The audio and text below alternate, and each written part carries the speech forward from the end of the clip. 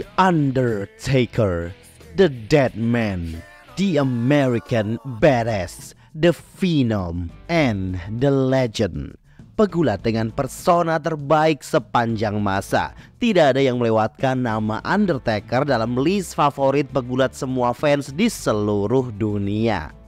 Mengawali karir gulat di tahun 1987, Undertaker mulai dikenal luas setelah bergabung dengan WWF di tahun 1990. Gimiknya sebagai pegulat setengah zombie atau The Dead Man yang sangat ikonik membuat dirinya menjadi sangat populer hingga menjadi legenda gulat yang takkan pernah tergantikan.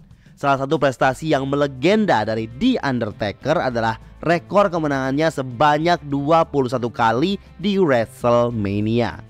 Setelah mengumumkan pensiun dari dunia gulat di tahun 2020, The Undertaker diangkat ke jajaran Hall of Fame untuk tahun 2022. Bagaimana kisah awal mula Undertaker masuk ke dunia gulat hingga debutnya di WWF, serta bagaimana perjalanan karirnya secara singkat, kita akan bahas di Debut Story, cuma di channel Gilang Wrestling, because you deserve it.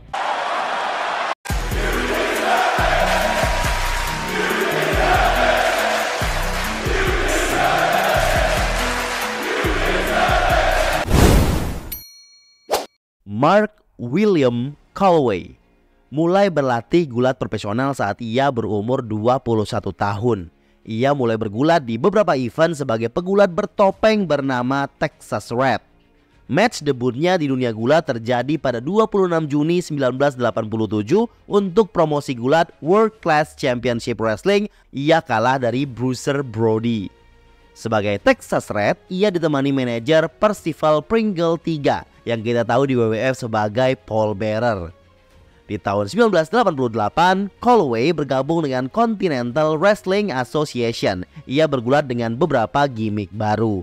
Di Februari tahun 1989, ia dimanajeri oleh Dutch Mantel dan Calloway saat itu dikenal dengan gimmick The Master of Pain dengan konsep sebagai bekas pembunuh.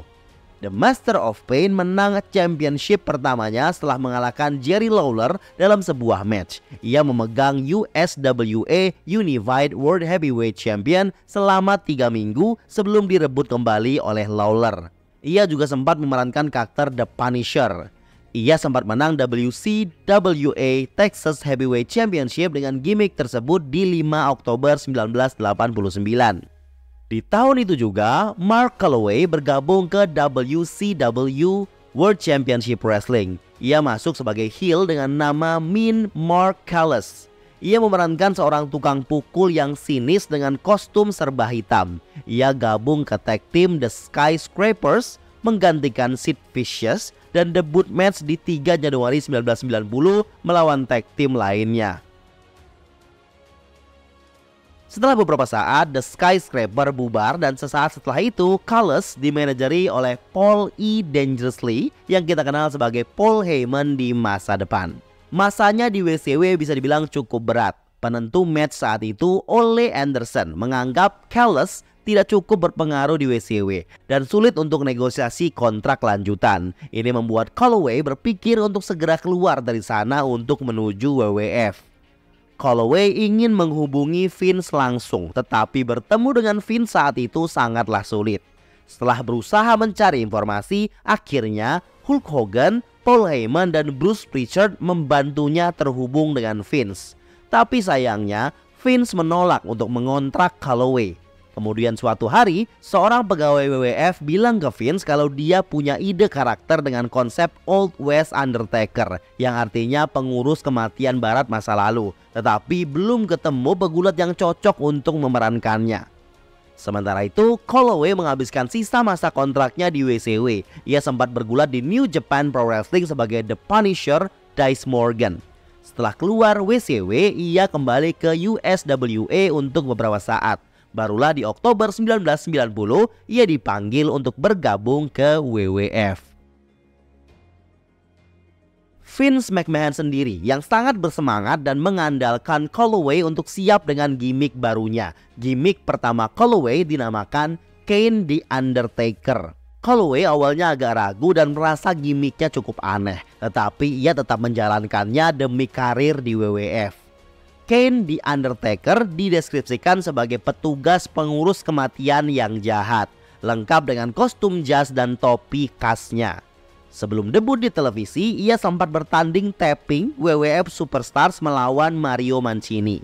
Ia juga sempat taping di hari berikutnya melawan Rick Sampson untuk program WWF Wrestling Challenge. Dua match tersebut disiarkan beberapa minggu kemudian. 2 hari setelah taping tersebut, Calloway debut di Survivor Series pay-per-view, tepatnya di 22 November 1990. WWF memutuskan untuk tidak memakai Kane di depan namanya. Ia diperkenalkan di televisi dengan nama The Undertaker. Di Survivor Series tahun 1990 tersebut, The Undertaker hadir sebagai pegulat heel kejutan untuk melengkapi tim Ted DiBiase's $1 Million Team untuk traditional elimination match saat itu. Dengan musik piano kematian, Undertaker hadir ditemani oleh Brother Love yang diperankan Bruce Pritchard. Ia langsung membuat impact dengan mengeliminasi Koko B. Ware dengan finishernya Tombstone Piledriver. Dengan tatapan kejam ke arah tim lawan tanpa bicara satu patah kata pun dan style powerhouse yang cukup menjanjikan, The Undertaker cukup mengancam posisi tim lawan.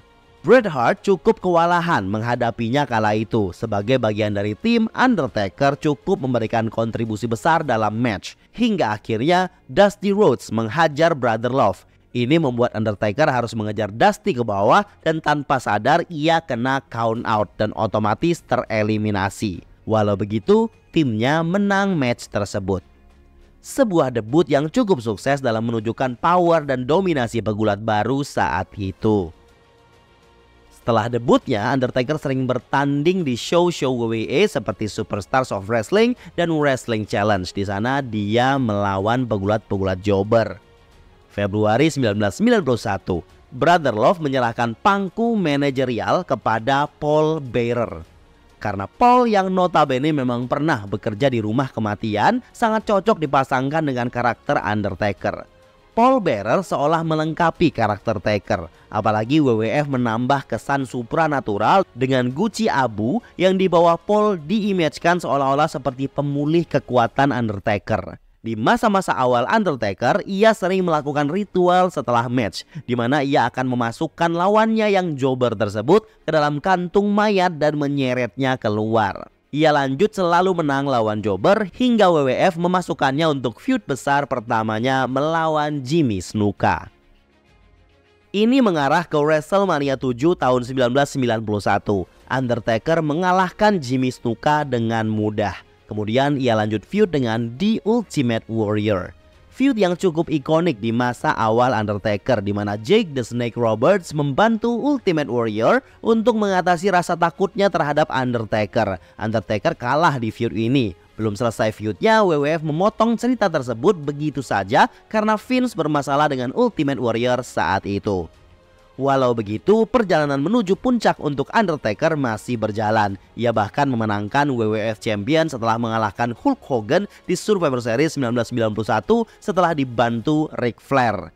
Saat itu Undertaker dapat champion saat usia 26 tahun. Itu tercatat sebagai WWF Champion termuda. Sayangnya karena Hogan dan Taker bermasalah di backstage, Taker hanya memegang WWF Champion selama 6 hari karena title kembali ke Hogan. Ending yang kontroversial membuat Hogan harus relinquish title dan Ric Flair berhasil menang title tersebut di Royal Rumble match tahun 1992. Setelah menjadi heel sejak dia debut, WWF merubah Undertaker dan Paul Bearer jadi babyface saat mulai feud dengan Jake Roberts. Kisaran tahun 1992-1993, Undertaker lanjut storyline dengan beberapa pegulat nyentrik seperti Kamala, Giant Gonzalez, dan Yokozuna. 11 Januari 1993, WWF menghelat episode pertama Monday Night Raw. Main event Raw di malam pertama tersebut diisi oleh pertandingan Undertaker melawan Damien Demento. Di akhir feudnya dengan Yokozuna, di awal tahun 1994, Undertaker harus off selama 7 bulan untuk pemulihan cedera punggungnya. Dalam storyline, dibuatlah kisah di mana Undertaker kalah casket match lawan Yokozuna. Taker terperangkap di dalam peti. Kemudian muncul asap hijau dari dalam peti. Di layar terlihat video dari dalam peti. Seolah-olah rohnya Undertaker berbicara yang intinya Undertaker akan terlahir kembali di masa depan. Dan ia menjamin kalau musuhnya tidak akan bisa istirahat dengan damai. Will not rest in peace. Selama Undertaker off dari WWF, ia bersiap untuk muncul dengan gimmick baru. WWF mulai build up karakter baru tersebut dengan beberapa video clips yang muncul di episode acara WWF. Video orang random yang ngomong kalau ia sudah lihat penampakan Undertaker. Setelah WrestleMania 10 tahun 1994, Ted DiBiase muncul untuk kembali memperkenalkan Undertaker. Tapi kali ini Undertaker palsu. Diceritakan Undertaker yang ini bisa hidup lagi karena duit dari DiBiase. Ini mengarah ke build up untuk returnnya Undertaker yang asli di SummerSlam tahun tersebut. Taker datang lengkap dengan peti yang dibawa orang-orang berjubah dengan kekuatan guci abu yang dibawa Paul Bearer. Penampilan dengan sedikit perubahan di mana di sini Undertaker lebih misterius dan rahasia dengan kostum yang lebih mendetail lengkap dengan elemen supernatural. Ia mengalahkan Undertaker palsu di match tersebut. Ia lanjut feud balas dendam ke Yokozuna. Di masa 1995, Taker fokus feud dengan member grup DiBiase. Ia sempat cedera mata dan off untuk operasi. Hingga Survivor Series 1995, ia menunjukkan dominasinya dan mengalahkan semua member tim lawan. Di event ini ia muncul menggunakan topeng untuk melindungi kondisi matanya yang belum pulih sempurna. Ia mencopot topengnya 2 bulan kemudian di Royal Rumble 1996. Di masa ini, ia mendapatkan feud-feud yang cukup signifikan, diantaranya melawan Diesel, Mankind, dan Goldust. Di feudnya dengan Mankind, Undertaker dikubur hidup-hidup dalam match di In Your House 11 Buried Alive. Ini jadi poin Undertaker off televisi untuk beberapa waktu dan akan kembali dengan gimmick baru. Setelah ini, gimmick baru yang siap dimainkan ialah Lord of Darkness dengan faction Ministry of Darkness. Ini sudah saya bahas di channel ini. Dan di masa ini juga feudnya dengan saudaranya yang baru debut, Kane, juga cukup ikonik. Dan saya juga sudah bahas di channel ini. Setelah selesai dengan segala masalah sebagai pemimpin sekte kegelapan sepanjang tahun 96 hingga 99, Undertaker kembali off untuk menyembuhkan cedera ototnya. Ia kembali muncul di tahun 2000 dengan gimmick baru, The American Badass. Walau sangat kontras dengan persona sebelumnya, gimmick ala-ala geng motor garang memberikan kesan baru dan fresh untuk karakter Undertaker. Tidak ada storyline yang jelas bagaimana dan mengapa Undertaker berubah dari Deadman menjadi American Badass. WWF lanjut begitu saja. Undertaker muncul pada saat pay-per-view Judgment Day tahun 2000 saat match main event Triple H versus The Rock untuk WWF Championship. Ia hadir di ending match dan menghajar semua member McMahon-Helmsley. Ini menunjukkan bahwa Taker hadir sebagai babyface. Kemudian Taker lanjut feud bersama The Rock melawan McMahon-Helmsley faction. Di tahun 2001, ia kembali bergabung dengan Kane sebagai Brothers of Destruction. Kemudian Undertaker terlibat dalam storyline Invasion dan dia dihadapkan dengan Diamond Dallas Page DDP yang menginvasi dari WCW. Setelah grup The Alliance dalam invasi WCW selesai, Undertaker turn heel. Ini perlahan merubah gimmick American Badass menjadi The Big Evil. Dan ini berjalan hingga 2003. Di masa ini, ia feud dengan beberapa pegulat seperti Maven, Ric Flair, Brock Lesnar, Big Show, dan Vince McMahon. Di akhir 2003, ia kalah dari Vince McMahon di match Buried Alive lagi, di mana ia dikubur hidup-hidup oleh Kane. Ini kembali menghilangkan Undertaker untuk beberapa bulan. The Undertaker kembali dengan persona Deadman-nya menuju WrestleMania 20 tahun 2004. Beberapa feud Undertaker di era ini sudah saya ceritakan di konten Gulat Rewind. Karakter Deadman mengalami perubahan seiring berjalannya waktu. Dibandingkan dengan awal kemunculannya, karakter Deadman Undertaker di era modern terkesan lebih humanis dan WWE perlahan menghilangkan hal-hal supernatural yang ada di dalamnya.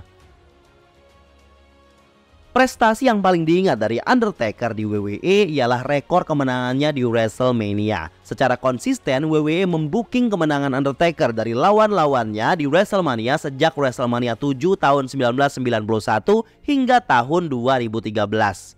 Setelah 21 kemenangan, WWE memutuskan untuk mengakhiri rekor tersebut di WrestleMania 30 tahun 2014, di mana secara mengejutkan Brock Lesnar berhasil mengalahkannya. Dari sekian banyak match Undertaker di WrestleMania, berikut beberapa match terbaiknya yang harus kalian tonton. Versus Randy Orton WrestleMania 21 tahun 2005. Versus Shawn Michaels WrestleMania 25 tahun 2009 dan WrestleMania 26 tahun 2010. Versus Triple H WrestleMania 28 tahun 2012 dan match terakhirnya Cinematic Boneyard Match versus AJ Styles WrestleMania 36 tahun 2020. Semua match tersebut sudah tersedia full di YouTube WWE. Selama bergulat di WWE, Undertaker telah memenangkan World Champion sebanyak 7 kali, 6 Tag Team Champion, 1 kali menang Royal Rumble dan 1 kali Hardcore Champion. Setelah 30 tahun berkarir di WWE, 21 Juni 2020, Undertaker mengumumkan pensiun secara penuh sebagai pegulat. WWE membuat selebrasi dalam acara Survivor Series 2020 di Thunderdome dengan tajuk 30 Years of Undertaker. WWE juga membuat rangkaian dokumenter untuk mengapresiasi karir Undertaker berjudul Undertaker The Last Ride. Tentunya video ini terlalu singkat untuk mengcover 30 tahun karir Undertaker di WWE. Tetapi dari video ini kita telah mengetahui bagaimana awal karir dan debut Mark Calaway atau The Undertaker di dunia gulat profesional khususnya WWE. Yang jelas bagi kita, The Undertaker bukan hanya sekedar nama seorang pegulat legendaris, tetapi juga merupakan our childhood memory atau kenangan masa kecil kita. Rest in